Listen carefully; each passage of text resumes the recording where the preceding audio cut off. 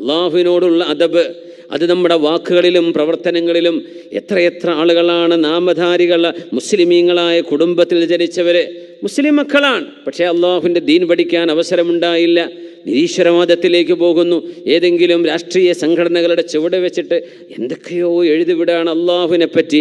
പരിശുദ്ധരായ നബിതങ്ങളെക്കുറിച്ച് സ്വല്ലല്ലാഹു അലൈഹി വസല്ലം, എനിക്ക് ഉറപ്പുണ്ട് ഇവർക്കെങ്ങാനും അള്ളാഹുവിനെ അറിയാനുള്ള ഒരു അവസരമുണ്ടായിരുന്നെങ്കിൽ അവരത് പറയുമായിരുന്നില്ല.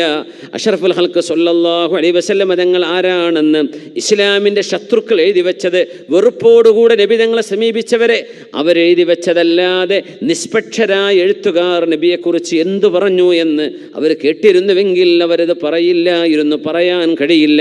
പക്ഷേ കബുറത്ത് കലിമതൻ തഖ്റുജു മിൻ അഫ്വാഹിഹിം, നമ്മുടെ സോഷ്യൽ മീഡിയകളിൽ അവരൊക്കെ എഴുതി വിടുന്ന വാക്കുകളൊക്കെ കബുറത്ത് കലിമതൻ, അവരുടെ വാക്കുകൾ വായിൽ കൊള്ളാത്ത പോലെ. ഖുർആൻ പറഞ്ഞില്ലേ, അവരുടെ വായകളിൽ കൊള്ളാത്ത പോലെ വലിയ വലിയ വാക്കുകളല്ലയോ അതൊക്കെ.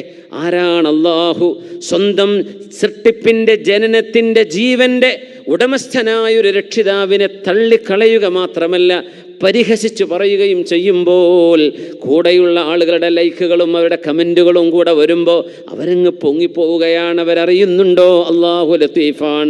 വഹുവ മഅക്കും ഐനമാ കുൻതും, നിങ്ങൾ ഏത് ഐഡി വെച്ച് എഴുതി വിട്ടാലും എവിടെ ഇരുന്ന് പോസ്റ്റ് ചെയ്താലും നിങ്ങളുടെ കൂടെ അല്ലാഹു ഉണ്ട്, അല്ലാഹു നിങ്ങളുടെ കൂടെയുണ്ട്. വല്ലാഹു ബിമാ തഅമലൂന ബസീർ, നിങ്ങൾ എഴുതുന്നതും എഴുതിവിടുന്നതും പോസ്റ്റ് ചെയ്യുന്നതും എല്ലാം അല്ലാഹു അറിഞ്ഞുകൊണ്ടിരിക്കുന്നവനാണ്.